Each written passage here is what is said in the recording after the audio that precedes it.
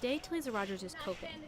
She has a job, she has a place to live, and she has someone to talk to about challenges in her life. But she didn't always. Once I really started looking at my life and where I had been and the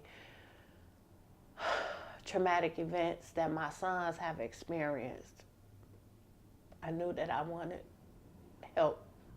Rogers has lived on the west side of Chicago for most of her life.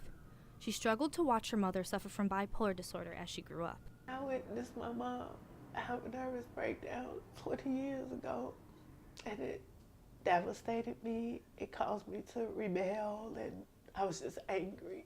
My senior year of high school, it just like unfolded overnight, and I lived a very self-destructive lifestyle because I was hurting. I was really hurting. For those suffering from a mental illness in neighborhoods like North Lawndale, it is often up to community organizations to help residents receive treatment. Rogers resisted seeking counseling at first, but eventually came to the I Am Able Center for Family Development for help dealing with trauma she faced throughout her life. The center is working to address trauma in North Lawndale 8 blocks at a time through a counseling model called TRIM, the Trauma Response, Recovery, Reduction, and Removal Intervention Movement. North Lawndale is a vibrant community that is full of people who are resilient and have major strengths. But it is a depressed community. Not the people, but the community. That means it does not have all of the things that it needs to cause its residents to maximize their potential.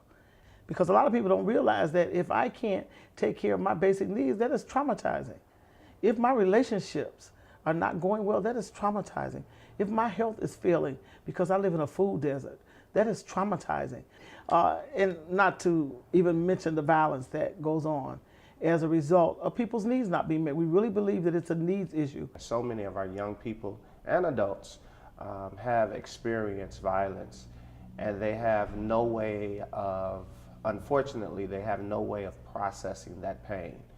And I often say that unprocessed pain leads to trauma and a life lived in a way that they're afraid, that they feel that there's no hope. When Rogers was about 19 years old, she gave birth to the first of her 4 sons. After getting out of a couple abusive romantic relationships, Rogers raised her sons as a single parent. Rogers also struggled to find a job due to a felony record involving drug possession and retail theft, and she faced homelessness because of it. I didn't even realize how much I was hurting that I had almost got comfortable being hurt. Oh my God. In terms of just the basic psychology, the way that we're wired is to not want to talk about traumatic things. So we are wired to avoid them. Trauma is when there's been an extreme event that either directly or indirectly has caused harm, of which there's been an intense fear and a chronic lack of ability to recover from that event.